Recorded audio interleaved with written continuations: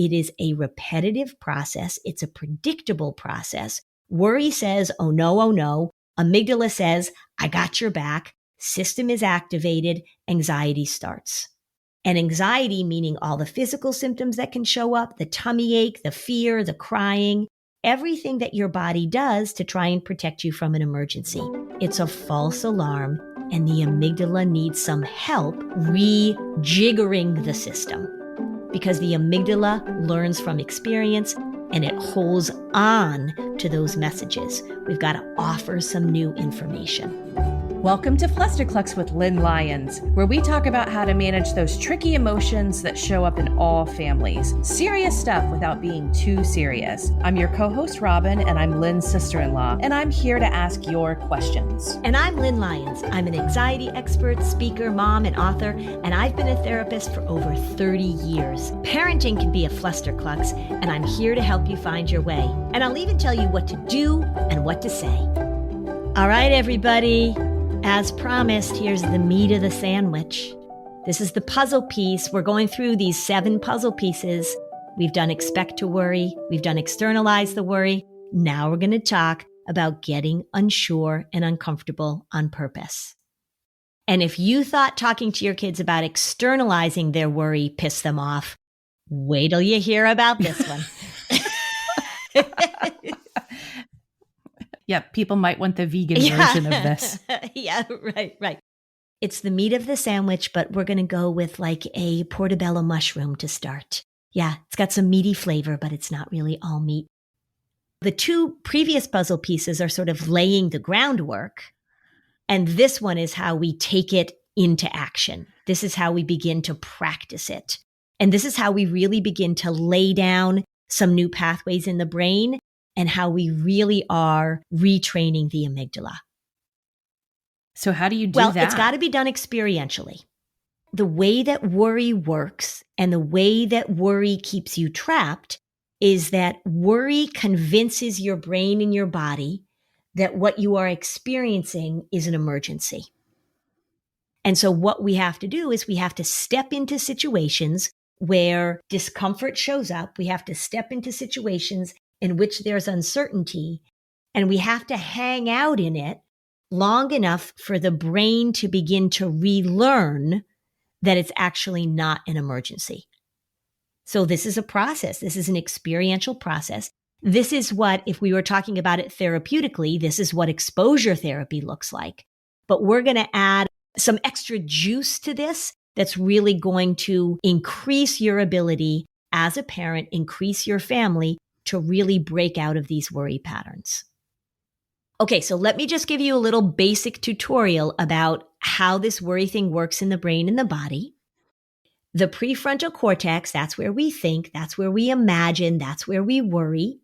That's up in the front of your brain, that's behind your, right up there in your forehead, that's your higher level thinking. And then you've got this other part of your brain called the amygdala. The amygdala is your little alarm system. It's little, but it packs a punch. It's very primitive. It learns by what it's told. It learns from what it's told and from experiences and your interpretation of experiences.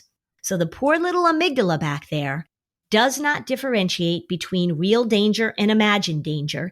It is listening for signals from you, from the environment, to determine whether or not it needs to get your fight or flight system activated.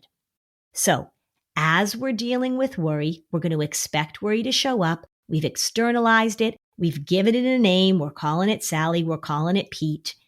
Now what we want to do is we have to experientially practice stepping into situations so worry shows up. This is the paradoxical and often completely counterintuitive thing that people miss. Because what they want to do is they want to create certainty and they want to create comfort. They want to make sure that their children aren't triggered. I get that. Schools want to make sure that they accommodate the anxiety.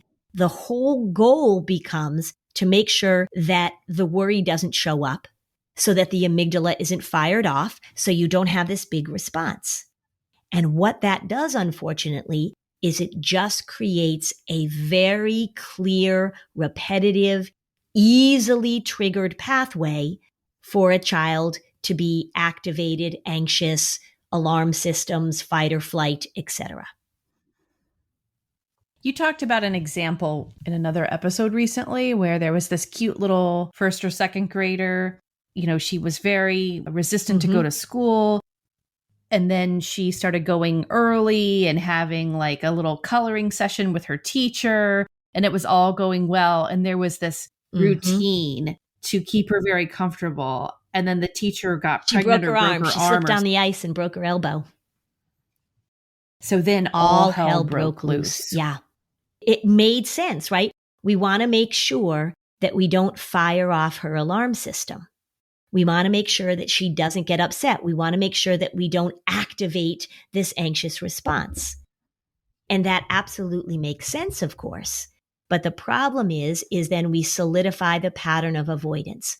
Avoidance makes problems worse. What we want to do is, now that we've learned about this worry thing, now that your children have a name for it, you have a name for it, we want to take the worry part out into the world. We want to activate the worry for the purpose of responding differently, because every time that you respond differently, the amygdala gets new data. So the goal is to provide the amygdala with new data, because remember, worry's mantra is, you can't handle it. And the amygdala says, oh, this is an emergency. What happens when people worry is that they create emergencies.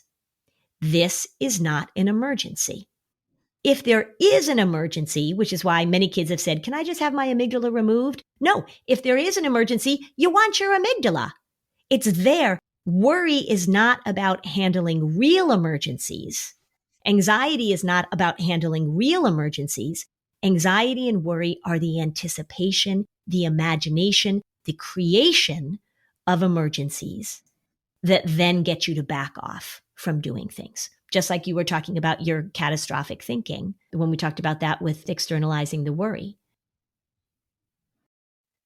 I can imagine a lot of families, they've listened to this and now this is the third step. The first two steps, they're like, okay. Yeah, we want to normalize worry. We want to talk about it. We want to be sympathetic and compassionate to worry.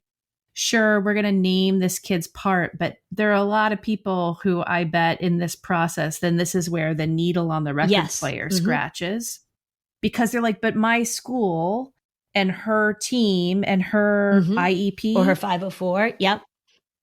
Or her 504, all of that has been, we've been trying to accommodate and make her comfortable. You're telling us that wasn't right? Yes, I am. Look, and it's totally, I get it. It's totally intuitive that you would want to do that. The problem is that you are then solidifying the patterns that make this thing stronger, because the amygdala continues to learn, and it learns that something is dangerous. And the way it learns that something is dangerous is either because something dangerous happened, right? So if you had a mishap, if you crashed on your bike, if you got lost at the mall or whatever, right? Things happen. The amygdala learns that things are dangerous, but it also learns that things are dangerous by repeated stories, by perceiving the world as a more dangerous place, anticipating and talking about all the bad things that could happen. The amygdala learns by our perceptions and our reactions, not just reality. So I'll give you an example. And this is an example that I used in the book, and it actually happened to me. So when I was in graduate school, I was on the T. I went to school in Boston. I was on the T. I stop at the grocery store to get some food for dinner when I get home. And I go into my backpack and my wallet is gone. So somebody pickpocketed me on the T. Now, in that moment, I have two options as I reach into my bag and see that my wallet is gone. I can either freak out, panic, oh my God. Of course, I had that feelings, like, oh my gosh, somebody pickpocketed me. And now I can either decide that I am going to avoid going on the T. I can decide that I am going to drop out of school. I can decide all sorts of things. Or I can say, this is a problem that needs to be solved. I can recognize that having my backpack on my back where I can't see what's going on back there is a bad plan on the subway. I can shift things. I've got to go get my license. I've got to go replace the stuff that's gotten lost. But I'm not going to treat it as an emergency that then is going to prevent me from stepping into my life. And when people are catastrophizing, that pattern in families becomes very, very pervasive. And the stepping out, the reassuring, the making sure they're comfortable, that becomes a way of life. And we have to do the opposite. And it can feel totally weird to do that. An example might be with a younger child is my child is afraid to sleep in their bed by themselves. And so we've moved a mattress into the bedroom and the child now sleeps on the floor next to us because she has created in her little imagination, and we have supported it, that something terrible is going to happen while she's sleeping. And so we want to step in, step in, step in. Now, in order for a child to step in order for a family to step in, they have to have some understanding of why we're doing it, of what the purpose is. And when we talk about retraining the amygdala, here's what you want to say to your kids. You have trained, your worry has trained your amygdala that doing X is dangerous, that seeing X is dangerous. We have to retrain your amygdala. Your poor little amygdala is sitting back there thinking, I can't handle this. We've got to take the amygdala out for a walk.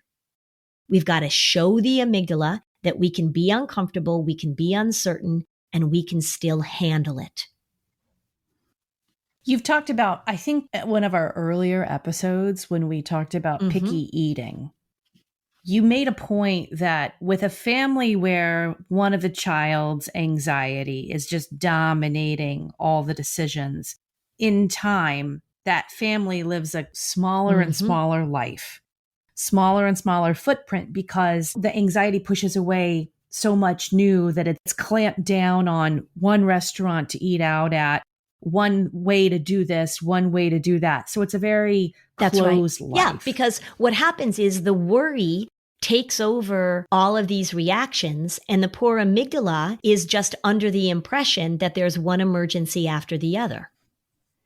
The amygdala cannot say, oh, please, right? We're going to a restaurant. Oh, please, riding the school bus is not an emergency. It doesn't say that. The only thing the amygdala says is, I've been told there's an emergency. I'm going to respond accordingly. And so the way that we begin to reverse that pattern or modify that pattern is to step into a situation, allow the amygdala to hang out so the amygdala begins to get new data. But we've got to coach kids through that. We've got to let them know what we're doing. We've got to say, when we step into this, your poor amygdala has been told by your worry that this is an emergency. So let's check this out. Let's come up with some experiments. Let's do some things that on purpose make the worry show up and have a different conversation so that the amygdala can say, hey, wait a second. You told me that this was an emergency. We're talking to the worry and the amygdala. We're saying, worry, I'm not playing your game anymore. I'm not getting sucked into this. And then the amygdala is like, hey, wait, now that's different. That doesn't sound the same that it usually sounds. So think about that, and we'll be right back. Now a word from our sponsor, BetterHelp. Are you feeling burnout these days, right? We're hearing a lot about burnout. Are you working too much? Maybe you're not taking enough time for yourself. When you're burnt out, you can feel a lack of motivation. You can feel irritable. You can be snappy with your kids. We associate burnout with work, but that's not the only cause, actually. Any roles in our life can lead us to feel burnt out. BetterHelp Online Therapy wants to remind you, you've got to prioritize yourself. Talking with someone can help you figure out what's causing the stresses in your life. We know that people are stressed, and we talk all the time about finding support and connection. For many of us, a professional can help us see things more clearly and give us the skills we need to manage this world we live in. I know a few people close to me who have actually accessed BetterHelp. It's been a great experience. If you're thinking you might need to talk to someone, BetterHelp is a great way to get started. BetterHelp is a customized online therapy that offers video, phone, and even live chat sessions with your therapist so you don't have to see anyone on camera if you don't want to. It's much more affordable than in-person therapy, and you can be matched with a therapist in under 48 hours. Our listeners get 10% off their first month at betterhelp.com/Lynn. That's BetterHelp, HELP.com/Lynn, LYNN. Don't put it off. Really, the goal is for you to feel better, to get back to your life, to get back to your family. Reach out now. Take that first step. Get in touch with BetterHelp.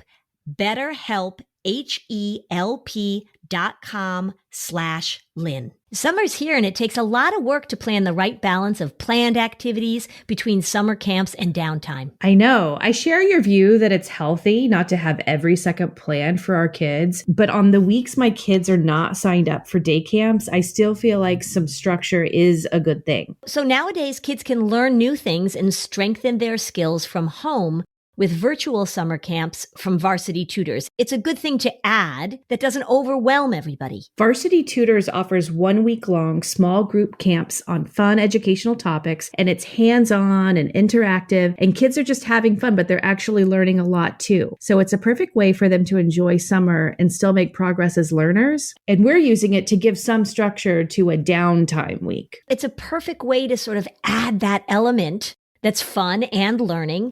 The cool thing is there's a celebrity aspect to it that's really fun. Kids do challenges hosted by people like an astronaut for the space camp, a TV storm chaser for weather camp, and they get invited to online meet and greet sessions with these stars too. I know, I love that. I signed my son up for a camp that features this coding entrepreneur who's still in middle school. The coding entrepreneur is still in middle school. Yes, but she's like world famous. It's very cool. They have a partnership with Monopoly where kids change the rules to Monopoly to learn about personal finance and business, where you have to market your properties to get people to land there and pay rent. I love that.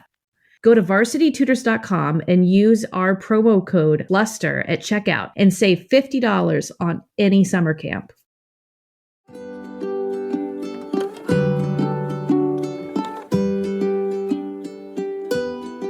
Okay, we're back. Can I just say, as someone who has lived in New York City for a long time, I want to share this skill with you and anyone else who needs to hear it. Okay. If you were on public transportation and you are not a city dweller where there's, you're used to that, what you do if you have a backpack on is you take your backpack off and you put it at your feet and you have the backpack facing forward. Mm-hmm. If you have a suitcase, you have the suitcase between your feet and you have the opening zipper facing forward so that if anyone wants to access a large bag, you're going to see them bend down and then they can't do it. Right. I just thought I should share that skill for anyone who's traveling to a city they don't usually live in this summer. Well, and that's what I learned, right? Because I hadn't lived in a city. When I went to graduate school in Boston, this was my first living in a big city. So that happened to me. And somebody said to me exactly that. They said, you don't leave your backpack on your back. If you're going to carry your backpack, put it in front of you, down in front of you so that it's right there.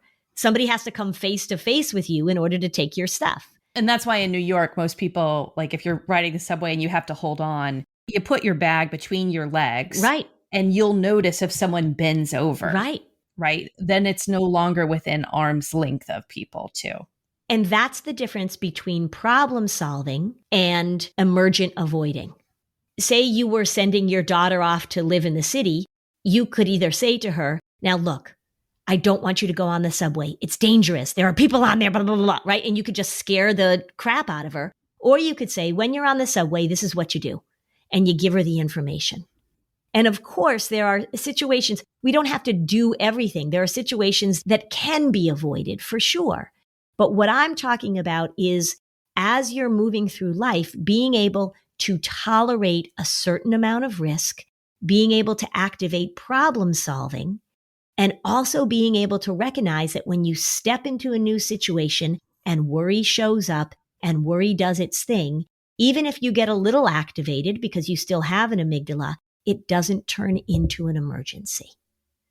I think of so many families, let's say they don't really have big anxiety issues, like worry's there, right? Because every family has it. But let's say this is a family that still tries new things, takes risks, etc. Because there is a culture in that family that adventure and taking risks or trying new things is promoted. Mm-hmm.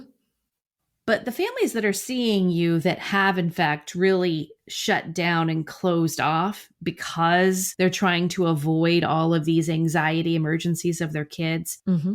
how long does it take to make progress where you're starting to crack open that anxiety stranglehold? It varies widely, for sure. One of the things that makes the biggest difference is whether or not the parents trust this process. If the parents trust the process, and if the parents can tolerate a certain amount of distress, because when you start doing this, the goal is, I mean, as crazy as it sounds, the goal is to step into things that make you feel worried. If parents can do that, if they can do it with love and encouragement, if they're really doing a good job at being consistent with the language, then we can see changes. You know, within a few months, we get kids that weren't able to get on the school bus or weren't able to go to school. We can see them start moving into things again. If there's inconsistency, you said earlier, sort of the screeching sound of the needle dragging across the thing, that happens in my office. As soon as I start to introduce the idea that we're going to step into things that make them feel worried, oh my gosh, the kids, that's when they start whispering in their parents' ears. Let's get out of here. Let's make a run for it. Yeah. They're whispering in their parents' ear saying like, I am not doing this. I hate this. I'm not doing this. If the parents can hang in there with me, and if we can expect that that's going to happen, if they recognize that this is a process they have to go through, they can do pretty well. When I'm working with teenagers, and we'll talk, one of the later puzzle pieces is how do we get kids to do this? But with teenagers, they have their own incentive because a lot of times the worry is getting in the way of the things that they want to do. As you're describing this, one of the things that I think must come up a lot is that parents have come to you because they recognize worry is inhibiting daily activities for their child and possibly the family too. Mm-hmm. Then you say these things. The parents themselves, if they don't understand their own worry, it's hard for them to want to dive into this as well. So I can see the parents pushing back also. Oh, yeah, absolutely. Because they have been told that the goal is to get rid of their child's anxiety. A lot of them either through just doing what works intuitively, which is avoiding, or they've been told that this is what they should do. They've been told by other family members. They've been told by schools. They've been told by other practitioners that the goal is to keep their child from getting upset. Then they come and they see me. And I will ask a question. I'll say at the beginning when I'm first meeting a family, I'll say, so tell me what you've learned so far, because I want to know where their thinking is. And very often a family will say, well, what we've learned is that if we make sure that everything goes as planned, that if we make sure this, that if we allow her to do this, that if we avoid this, then everything goes really well. And then I say, all right, brace yourselves, right? Here we go. But I do find that when I explain it and when I really lay it out to say, look, here's how worry works. Here's how the worry sets off the amygdala. Here's how it becomes habitual. Here's why you did this, because it works in the short term. But the reason you're in my office is that it doesn't work in the long term. And you're noticing that things are getting worse. So I think we're all on the same page, is that what you've been doing isn't working in the long term and you need another approach. Let me explain to you how this works. And then generally people come around. Not all the time, of course, not all the time. And even when people understand it rationally in my office and then I'm sending them out in the world to do it, still takes a lot of courage and discomfort. And there's a lot of tears and parents have a lot of doubt. And then they come back in, and I say, so tell me what worked. Tell me what didn't work. Where did you succeed? Where did it get really difficult? It's a process. I just think about a typical family coming to you, hitting this step. Mm-hmm. And when they have been intuitively avoiding conflict with their kid all this time and allowing anxiety to take a bigger and bigger hold, I can imagine the parents just having a difficult time going to this next step. They need a lot of encouragement from you. Yeah, they need a lot of encouragement. The thing about it actually that probably happens more often than not is there's a real sense of relief because this does make sense when I explain it. And what they've been doing isn't working and it's just been getting worse and worse. And they come in and they're feeling exhausted and hopeless. And oh my gosh, we've been trying to do this and she's been sleeping in our bed and we can't get her to school or she won't leave the house or whatever dramatic circumstance has brought them to me. And so when I say, look, with the best of intentions, the things that you've been doing haven't been working. If I say to a parent, I know exactly why this is getting worse, and let me explain that to you. And I also have a plan that's going to be a little tricky and that's going to feel hard, but this is going to make sense to you also. Most people feel relief, right? I mean, there's the initial sort of like, oh crap. Most people say, gosh, why didn't anybody tell me this before? Why was I told that I have to make sure that she feels comfortable all the time when you're telling me that that's going to make this worse? I say, because that's sort of the standard approach for a lot of people that don't really know how this thing works. So there is often a lot of relief that they have a plan. Now, they may feel relief in my office and then it's time to go out and put it into practice out in the world. And then suddenly they realize what they're up against.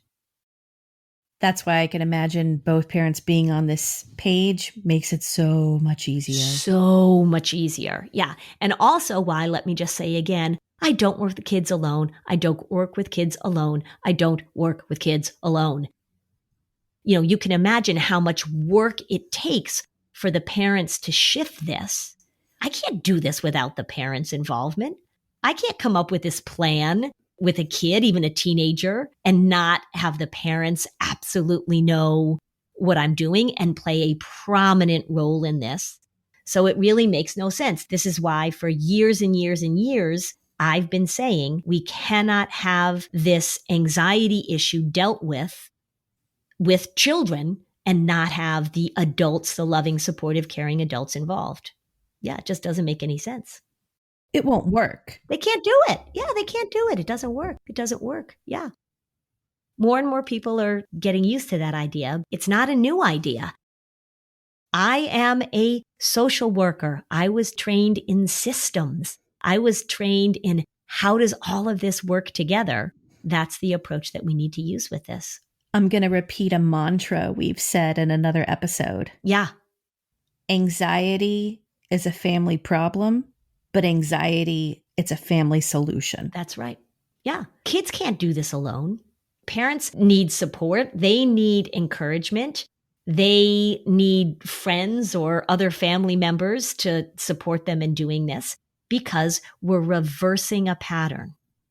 Change is hard when you're changing a habit, when you're trying to do something differently. And anxiety doesn't give up easily. It doesn't say, okay, all right. It fights back.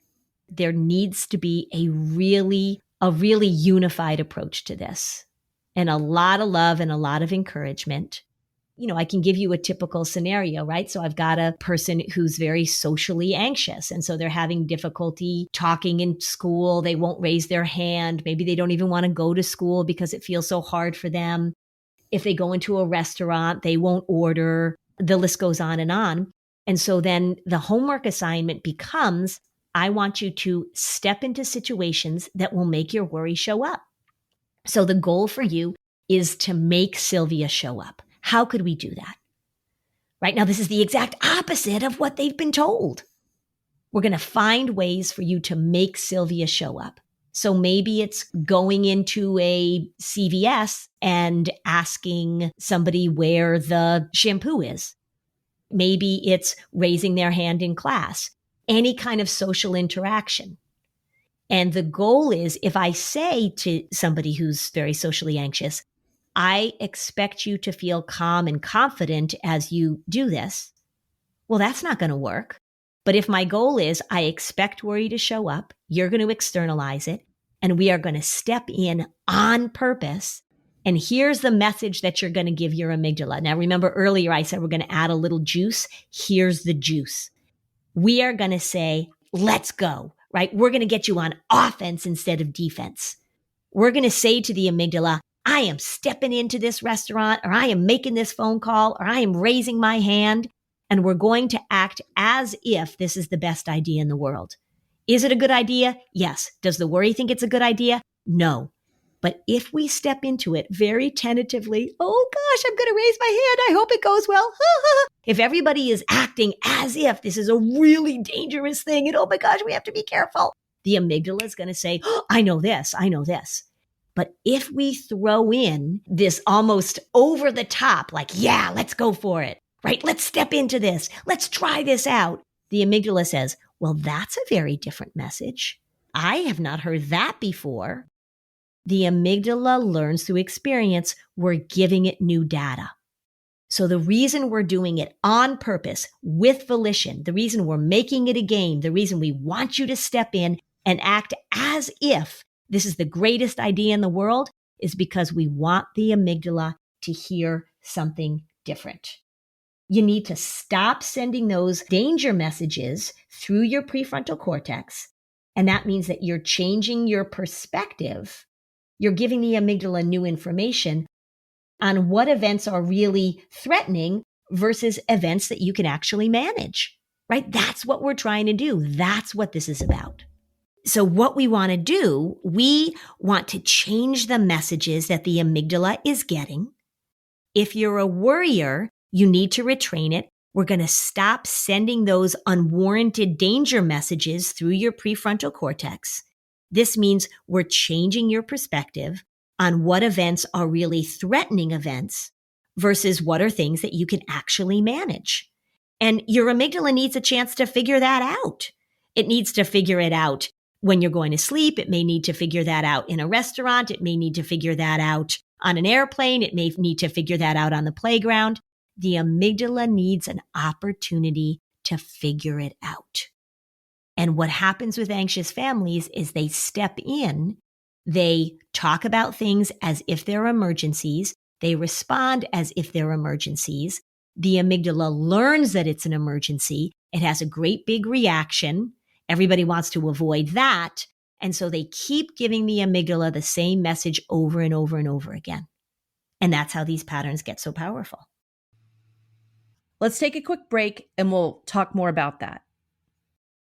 So Lynn, how are you liking your Haya vitamins? I love them. Like, I look forward to taking them. I do too. My son and I take them, and I love that they have no added sugar. And those other gummy vitamins I used to buy for my kids. Yeah. I always wondered if they were just as unhealthy as candy. I think they were, actually. So my husband takes them too. We are both taking our Haya vitamins. They're sugar-free, they're non-GMO, they're vegan, they're dairy-free, allergy-free, gelatin-free, and nut-free. I love that pediatricians approved Haya vitamins because they're just a blend of 12 organic fruits and veggies, and they have 15 essential vitamins and minerals. If you've got picky eaters, this is an easy way to get them vitamin D, B12, C, zinc, folate, all the stuff they need for their little growing bodies. Haya is so easy. They're mailed straight to your door. And after the first bottle and sticker pack, you receive monthly refills in eco-friendly packaging. Did you actually use the stickers and put your name on the bottle? Well, of course. Okay, I didn't do it. But I mean, I love the bottle. I'm a grown-up. Maybe I should put the stickers on my husband's bottle. He would probably like that, actually. So we've worked out a special deal with Haya for their best-selling children's vitamins. Receive 50% off your first order. And to claim this deal, you must go to hayahealth.com/fluster. This deal's not available on their regular website. So go to hayahealth, HIYAHEALTH.com/fluster and get your kids the full body nourishment they need to grow into healthy adults.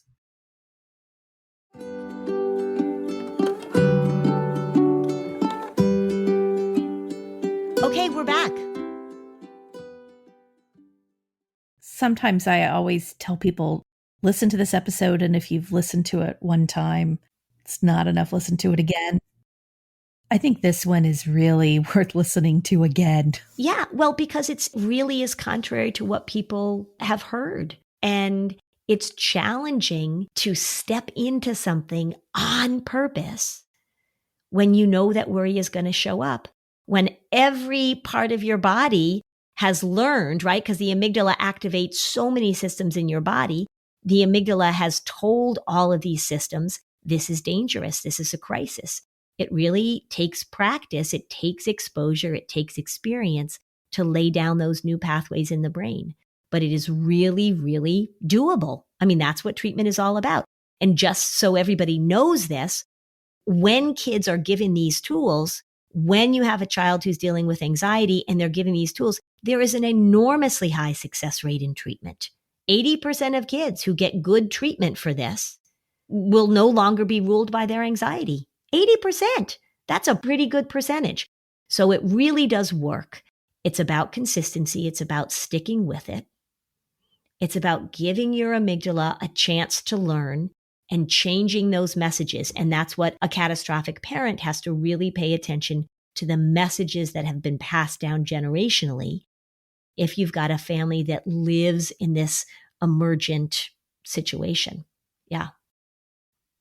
It sounds like it's a very hard step to initiate, especially after you've finally gotten the 8 to 13-year-old range of a child who was really just resistant to externalizing their worry, gone on to the next step, and you're doing this too.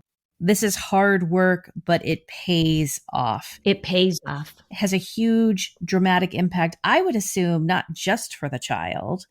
The adult is learning this too at the same time. Sure, because there aren't too many families that I see where the parents know all this and do all this, and they've done it for a long time, and they still have a kid that's really avoidant. Right? That doesn't happen. That's just not the way that human beings work. It's not the way that families work. Maybe I said it too kindly, but that's sort of my point. If you're here and you're at this stage with your child, this can help you too. Yeah. And let me just say this. This is also preventative. So if you're here and you're at this stage with your child, this will help you. It will help your child. But start doing this as early as possible. There are all sorts of things growing up in life as kids are moving into the world that create worry, that feel uncertain. Worry is going to show up when we're doing new things, when unexpected things happen. And so as early as possible, if you've got this mindset and if you've got this approach that you are saying to your kids, this feels uncomfortable, but you can handle it. This feels uncertain, but there are problems that we can solve and ways we can manage it. If you normalize the fact that your heart pounds a little bit or your tummy feels twittery or all the other physical symptoms that we get, then kids recognize that it's okay to step into new things and to feel this way. That's the difference between kids that avoid and kids that don't, is that there's something new, there's something challenging, there's something anxiety provoking, and they've been given the message consistently that it's okay for you to feel this way. Versus kids that have a strong reaction to things or parents that have a strong reaction to it. And the message is, you shouldn't feel this way. This is dangerous. This is an emergency and we need to avoid.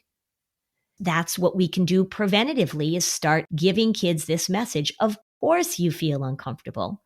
And that way their amygdala isn't really learning from early on that new unexpected things are also emergencies, because that's the connection that anxious people make. I had a funny experience with this recently. There was a message from my mother-in-law that she left on my answering machine. And I also have a sister-in-law that lives with her because she has Down syndrome. My husband wasn't home yet, or else he would have answered the call. There's a message and she says, I have an emergency. That's how the message started. And I will cut to the chase. The emergency was that her daughter got a bug bite. And she wanted to go to the emergency room at 8:30 at night because there was a bug bite. She is catastrophic. She is a worrier. Everything that she can possibly make into a crisis becomes a crisis. It was a bug bite. Luckily, a retired nurse that lives near her looked at the bug bite and told her that they didn't need to go to the emergency room. She was going to walk to the emergency room at 8:30 at night. This is how anxious people live. You're speechless. Well, I was just thinking about that. story because there's ranges of everything. Like I consider myself a catastrophizer, but I don't let my anxiety sort of rule my life. Right. There's a difference between like coming up with, oh, this could be this, or this could be this, or oh, this is a tick bite. And oh my gosh, we're going to deal with Lyme again for another time. There's a period of like doing that, which is like the game I would play in my head, but that would be it. It would stop. Right. But an anxious person who doesn't have the ability to externalize their worry and name it could just keep going and going and going. That's the thing. The worry is very good at convincing you that the emergency is real, right? So you might be able to recognize, you might say, oh, I'm worried about this, et cetera, et cetera. You don't then act on it. You don't then call me and say, oh my gosh, I have a mosquito bite. Can you drive to Boston with me because I need to go to the emergency room? Now that sounds like an extreme story, doesn't it? And it's a bug bite. But how many times do children react strongly to something that's not a crisis, and yet we get sucked in and treat it as if it's a crisis? You know, it's interesting as you say this because when parents are new parents and all sorts of weird things happen because you're a new parent, I mean, this is when a lot of these patterns, I think, can start taking hold. There's fertile ground in parenting to just freak out because Absolutely. you don't know what's going on. You don't know what'll happen. You don't know what is typical. I think about that a lot is we're wanting all this certainty about our growing babies and then our growing toddlers. But I think that it's an interesting thing to train yourself to say, when does this become an emergency in a rational place in your mind? Right? To start that and to say that out loud and to hear even your kids say that and think that, well, what does make it an emergency or what doesn't?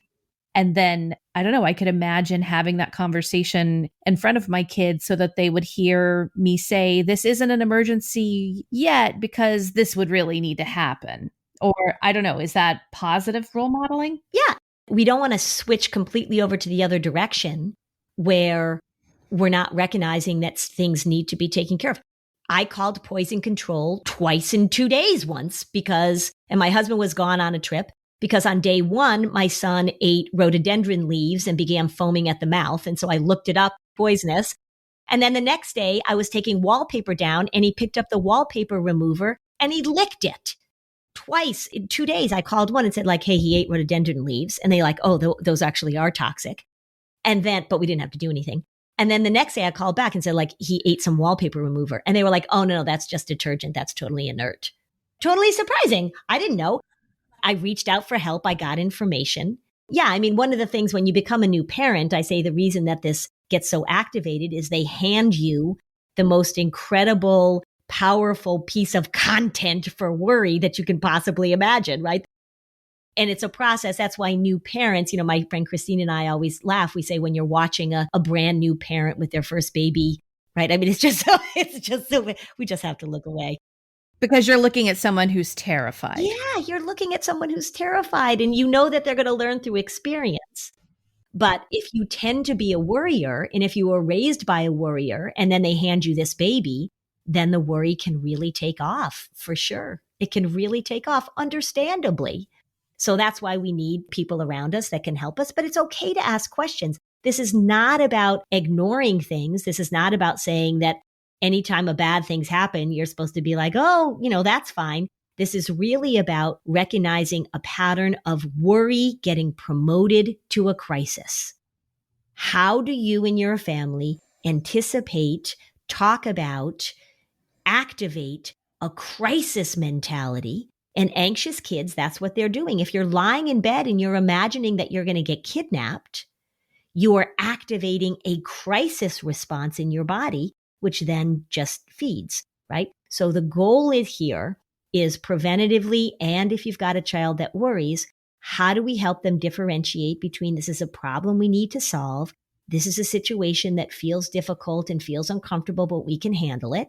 And then certainly there are going to be times when there is an emergency and you need to take somebody to the emergency room, but it's not for a bug bite, right? You don't have to go to the emergency room for a bug bite, but when your son falls off his bike and breaks his arm, then you're going to go, right? difference. But worry is scanning all the time. Worry is about hypervigilance, and it's about promoting things that are not an emergency into an emergency by catastrophizing, by imagining, feeling as if your job as a parent is to prevent anything bad from happening. You're giving the message that life is a crisis, life is an emergency. That's how this thing gets so powerful. All right, let me just wrap this up. Step 1, we're going to expect worry to show up. Step 2, we're going to externalize it. We're going to give it a name because that allows us to talk about it in a different way. Step 3, on purpose, we're going to step into things that allow the worry to show up because we are retraining the amygdala. If you say to me, my child doesn't know what they're worried about, that's fine with me. I don't care about the content. They're worried about uncertainty. If you've got a kid who's got diagnostically, we say generalized anxiety disorder, they just worry about uncertainty. Life is full of opportunities for them and for you to coach them, stepping into things on purpose that make them feel uncertain, talking through it, saying, okay, so now we're going to step into this situation. We're going to get on the airplane. We're going to go near the dog, whatever. Worry is going to show up. Hello, worry. Nice to see you. I knew you were going to do this. I knew you were going to activate the amygdala. And you say to your amygdala, we're working on this. Worry got you cranked up. False alarm. And the amygdala says, really? Oh, okay. So now I can turn off the juice a little bit. Yep, you can turn off the juice a little bit. So it's a process over and over again of stepping in and letting your child, with your support, getting different responses and allowing the amygdala to relearn so that they have a greater tolerance for uncertainty and discomfort. That's the process. All right, so we're 3 pieces through this. We've got more to come. And I think Robin gave you some very good advice, listeners. If this is a new concept to you, or even if this is something you've been really struggling with, you're listening to this and going, what? Listen to this again. Repetition works. Also, just a little quick reminder, remember, we've got our Orlando retreat coming up in September. The registration deadline is August 1st. We've got just a few more spots open if you want to work individually, privately with me, but we've got more spots than that open if you don't want to work private with me and just come and enjoy all of the things we have planned, including the workshops for the parents. So just check that out. Lazy rivers, water slides, complimentary kids club for ages 4 to 12, private fireworks dessert party. I mean, these are just some of the incredible things that are going to be at this family retreat. Mm-hmm. And it's our last retreat of 2022. So we hope to have you there. Yeah. So join our Facebook community so you can ask Lynn a question and connect with our listeners. Thanks for joining us on another episode of Flusterclux. Bye, Robin. Bye, Lynn.